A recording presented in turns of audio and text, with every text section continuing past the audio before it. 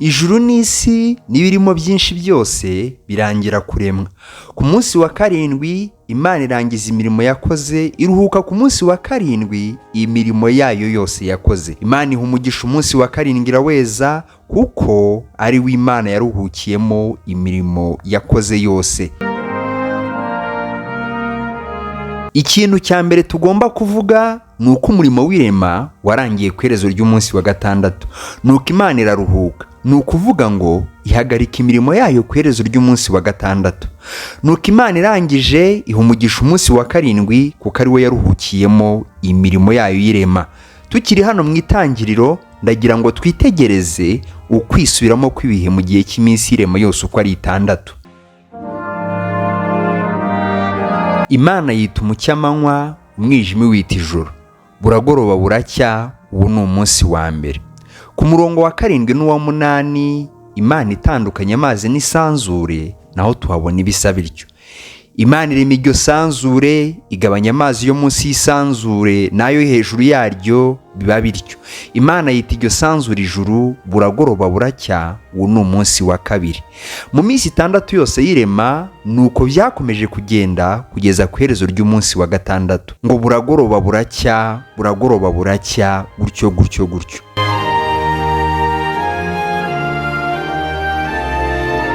None tuvuga iki ko ku munsi wa karindwi tutabona ahantu na hamwe bimeze nk'ibyo, ko naho tubona amagambo aranga irangira ry'uwo munsi?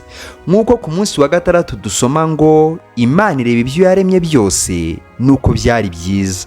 Buragoroba buracya, uwo ni umunsi wa gatandatu. Twari twiteze ko no ku munsi wa karindwi tubona amagambo ameze nk'ayo ngo buragoroba buracya, nko ku yindi minsi yose, ariko ntaho tuyabona. Imana yaruhutse ku munsi wa karindwi. Imana iha umugisha umunsi wa karindwi, kandi Imana yeza umunsi wa karindwi. Mureke turebere hamwe ibyari bikubiye mu kiruhuko cy'Imana, ibyaranze cyangwa ibyagombaga kuranga icyo kiruhuko cy'umunsi wa karindwi. Hamwe n'ibi, munyemerere tubanze twibaze iki kibazo: mbese uku kuruhuka kw'Imana ni nka kumwe kw'abantu aho baruhuka kuko baguye agacuho kubwo kunanirwa? Wenda si Imana yari inaniwe mu mubiri kubwo kumara icyumweru cyose ikora ubutaruhuka, ikaba yaragira ngo igarure akabaraga? Mbese ibyo byaba bihura n'ibyanditswe mu ijambo? Umwanditsi wa Zaburi agira ati: dore urinda Abisirayeli ntazahunikira kandi ntazasinzira. Uwiteka nawe ubwe yivugiye muri Yesaya agira ati: mbese ntiwari wabimenya? Ese nturabyumva? Imana ihoraho, Uwiteka umuremyi w'impera z'isi, ntirambirwa, ntiruha, ubwenge bwayo ntiburondoreka. Dushingiye kuri aya magambo, biragaragara ko Uwiteka atananirwa mu buryo bw'umubiri cyangwa bw'ibitekerezo, nk'uko twe tunanirwa tugakenera kuruhuka ku iherezo rya buri munsi dusoje imirimo.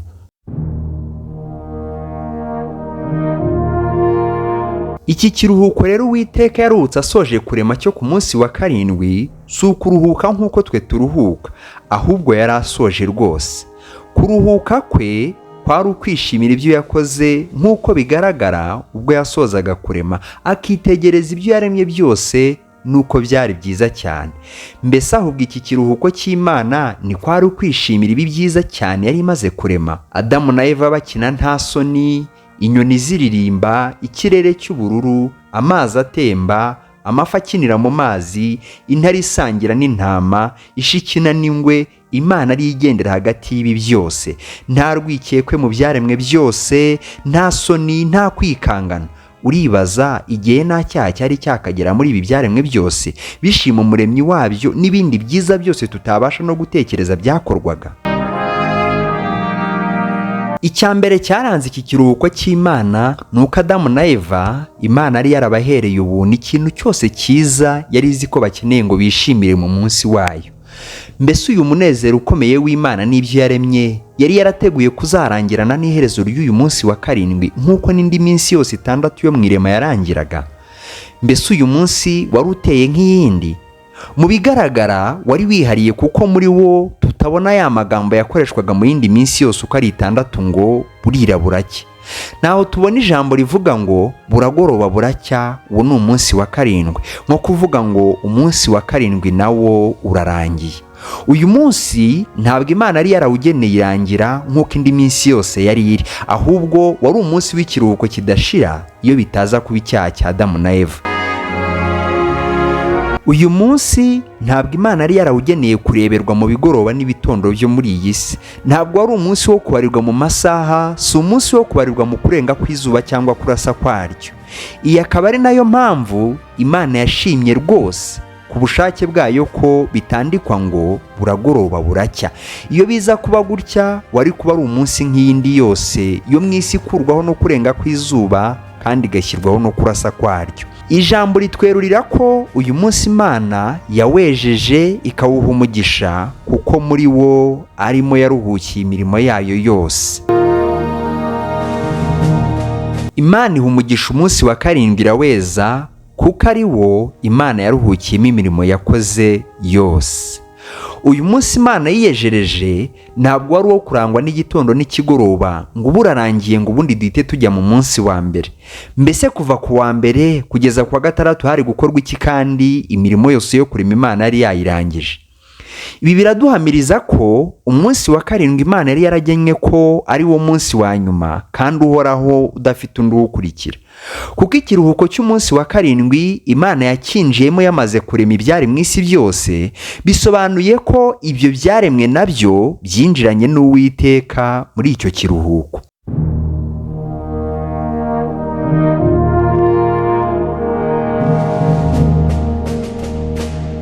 Nk'uko iminsi yawubanjirije buri munsi wari ufite ibikorwa biwukorerwamo, uyu munsi nawo wari uwo kurangwa n'ibyishimo mu byaremwe byose bituruka ku busabane bwabyo n'umuremyi wabyo. Mu byaremwe harimo Adamu na Eva. Ngira ngo tukiri aha wahita utekereza impamvu Imana ubwo yahaga Abisirayeli itegeko ry'isabato yabategetse kujya baruhura n'amatungo yabo. Ubwo Uwiteka yinjiraga mu kiruhuko, yinjiranye n'ibyaremwe byose birimo n'inyamaswa, utibagiwe n'abanyamuryango yaremye mu ishusho yayo, Adamu na Eva. Kuri Adamu n'inyamaswa ntabwo ikiruhuko cy'umunsi wa karindwi cyari icyo kuruhuka imirimo bakoze, kuko bo mu by'ukuri ntacyo bari bakoze, ahubwo ikiruhuko cyabo cyari icyo kwishimira umuremyi wabo, nawe akabishimira nk'umurimo w'amaboko yakomeye.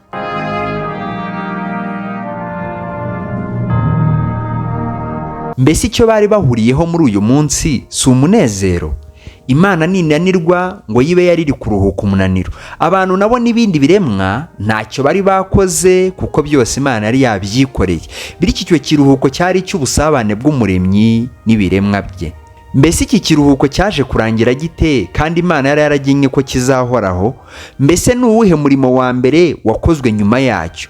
Mu buryo budakebakebye, Adamu na Eva nyuma y'uko baremeye muri Edeni mu munsi wa gatandatu, bayibanyemo n'umuremyi wabo mu munsi wa karindwi, igihe cyose bamaze bataracumura.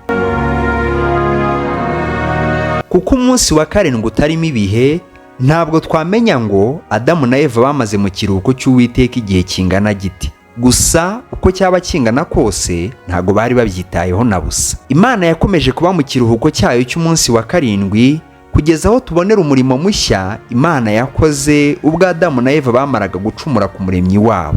Ijambo riravuga ngo Uwiteka Imana iremera Adamu n'umugore we imyambaro y'impu irayibambika. Gucumura kwa Adamu na Eva kwakuye Imana mu kiruhuko cyayo cy'umunsi wa karindwi ndetse n'ibyaremwe bindi byose, nk'uko mu magambo y'Umwami wacu Yesu Kristo hagaragaramo ko uyu munsi Imana itakiri mu kiruhuko cyayo cy'umunsi wa karindwi, aho yari yasoje imirimo yayo yose yishimanye n'ibyaremwe. Ariko arabasubiza ati, Data arakora kugeza n'ubu, nanjye ndakora. Uyu murimo Umwami Yesu yavugaga ko we na Se bakora, n'uyu murimo wa mbere Imana yakoze ubwo Adamu na Eva bacumuraga bakava mu kiruhuko cy'umunsi wa karindwi, Imana yiyejereje ikagiha umugisha. Umurimo wa mbere Imana yakoreye umuntu nyuma yo kuva mu munsi wayo ni uwo kumwambika, kuko yari yamaze kwambara ubusa. Ibyo byari ukubashushanyiriza ko kwiyambura ubusa ari byo bibasohoye mu munsi w'Uwiteka, kandi kuzawugarukamo bizabasaba kubanza kwambara.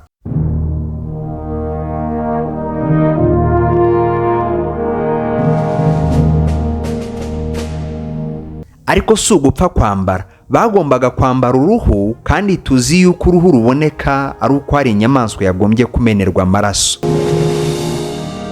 Uruhu rw'inyamaswa bambaye ntabwo ari rwo rwagombaga kubasubiza mu kiruhuko cy'Uwiteka, ahubwo urwo rwari igishushanyo cy'umubiri n'amaraso by'uwavuze ngo ni jye mwami w'isabato, ni ukuvuga umwami w'ikiruhuko cyangwa umwami w'uburuhukiro. Abazaba mu munsi wa karindwi w'Uwiteka ni abahisha isoni z'ubwambure bwabo bugatwikirwa n'amaraso n'umubiri by'uyu mwami w'ikiruhuko cy'Uwiteka. Ijambo Imana yanyujije mu ntumwa yayo Pawulo rihamya aya magambo ko Kristo ari we mwambaro Imana yageneye abantu bagomba kwambara ngo babone kwinjira mu munsi wayo, aho yagize iti kuko mwese ababatirijwe muri Kristo muba mwambaye Kristo.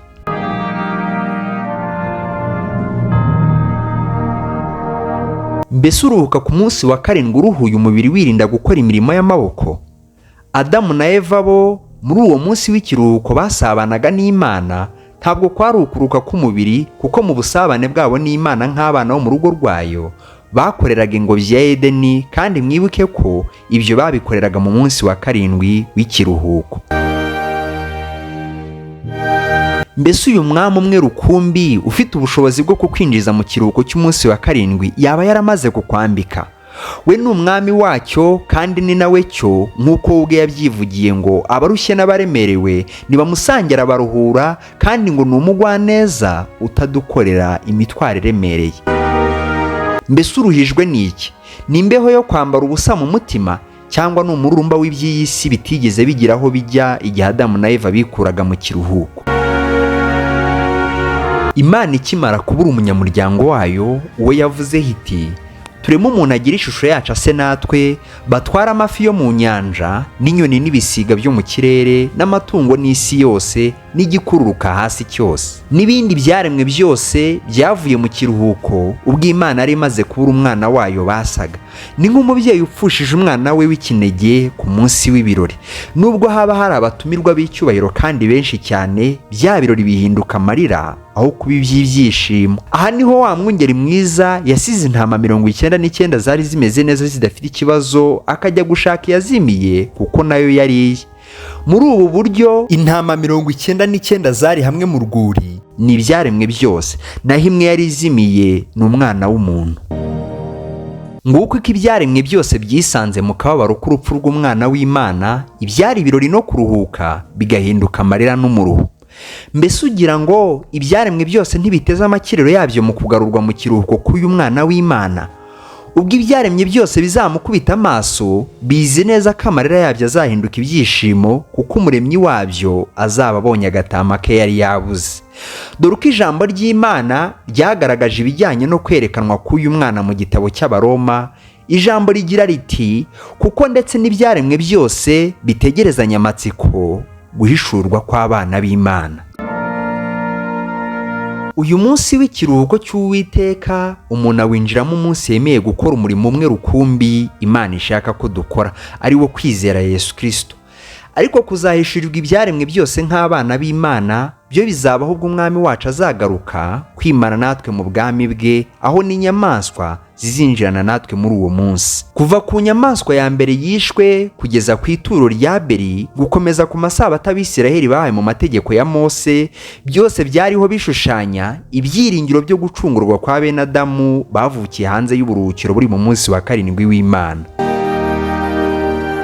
Abisiraheli bahawe itegeko ryo kuziriza isabato ngaruka cyumweru kuri buri munsi wa karindwi, amasabato ngaruka kwezi y'imboneko z'ukwezi, amasabato ngaruka mwaka ajyanye n'iminsi mikuru 7 yizihizwaga muri buri mwaka, isabato ya buri myaka 7 ndetse n'isabato ya buri myaka 49, ikiruhuko cyayo kikaba mu mwaka wa 50 wose, aricyo cyitwaga yubile. Ibi bihe byose nubwo bitahabwaga uburemere bungana, ariko byose ni ibihe byarangwaga no kuruhuka, kuruhura ndetse no kwera. Byatangiraga baruhuka bakanaruhurwa imiruho isanzwe y'umubiri, ni ukuvuga mu isabato ngaruka cyumweru, bikarangira baruhuka bakanaruhurwa gukoreshwa gahato kabaga kamaze imyaka 49 yose, kuko mu mwaka wa 50 ari w'abantu bose babaga ari imbata babohorerwagamo. Tubyitegereje twitonze, isabato ngaruka cyumweru yibutsaga abantu iby'isabato y'imboneko z'ukwezi. Imboneko z'ukwezi zikibutsa abantu iby'amasabato y'iminsi mikuru ngarukamwaka yabaga agiye kuza mu mezi akurikira. Ayo masabato ngarukamwaka akabibutsa iby'isabato ikomeye yo mu myaka 7. Hanyuma iyo sabato nayo yo mu myaka 7 ikabibutsa isabato ikomeye cyane iruta izindi zose yabaga izaba nyuma y'imyaka 49. Muri aya masabato yo mu mategeko ya Mose, isabato nto cyangwa se ikiruhuko gito cyategurizaga ikiruhuko kikiruta, bityo kugeza aho hazaga isabato iziruta zose, abantu babaga bategereje igihe kinini. Mbese bavandimwe, iyi sabato yabaga nyuma y'andi masabato yose yabaga yarayibanjirije ntikwiye kutwereka mu by'ukuri icyo Imana yahereye abantu itegeko ryo kuziriza amasabato?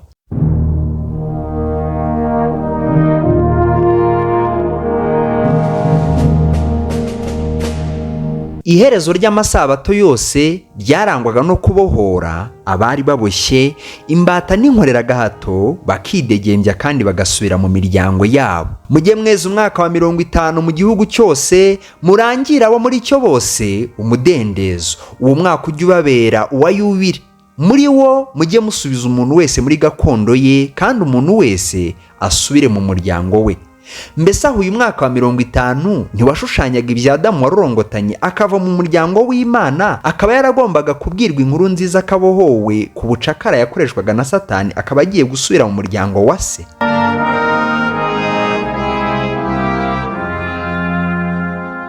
Dore uko umwami wacu yaranze ibya yubile y'iteka ryose. Umwuka w'Uwiteka ari muri jye, nicyo cyatumye nsigira kugira ngo mbwirize abakene ubutumwa bwiza. Yantumye kumenyesha imbohe ko zibohorwa, n'impumyi ko zihumuka, no kubohora ibisenzegeri, no kumenyesha abantu iby'umwaka umwami agiyemo imbabazi. Mbese winjiye muri uyu mwaka w'imbabazi, cyangwa uracyari mu byumweru, amezi n'indi myaka byashushanyaga uwo mwaka w'Uwiteka? Mbese niba koko warinjiye mu mwaka wo kubohorwa ukaba utakiri imbata, nyamuneka ibyumweru n'amezi byakusanywaga ngo bikore uwo mwaka uruta iyindi yose uracyabimaze iki? Nuko umwana naba batura, muzaba mubatuwe by'ukuri. Uyu mwaka n'umwaka inkoreragahato zabaga zitezemo amakirero yazo, zikawuhanga amaso zibaza igihe uzagerera ngo ziruhuke. Uyu mwaka Simiyoni awubonye arawumenya, agira ati: mwami, noneho urasezerera umugaragu wa amahoro nk'uko wabivuze, kuko amaso yanjye abonye agakiza kawe, ako witeguye mu maso y'abantu bose, kuba umucyo uvira amahanga no kuba ubwiza bw'ubwoko bwawe bw'Abisirayeli.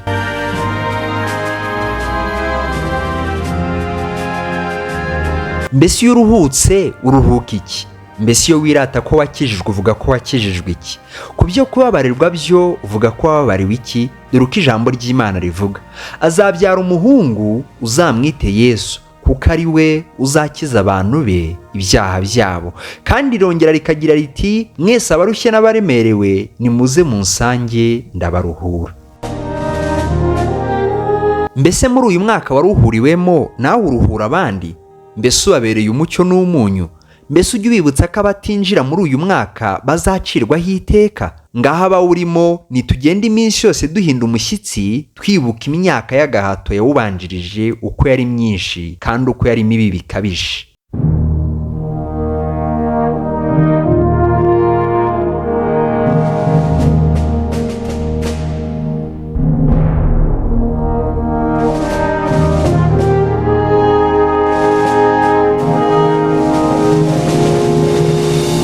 Mwebwe mwese abinjiye mu mwaka w'ikiruhuko cya yubile, aricyo Yesu Kristo, amahoro ari muri uwo mwaka akomeze guhumuriza imitima yanyu, kandi ntimugasubire inyuma ngo musubire mu byadutungiraga agatoki uwo mwaka uruta iyindi yose, ari byo byumweru, amezi n'imyaka byose byawubanjirije.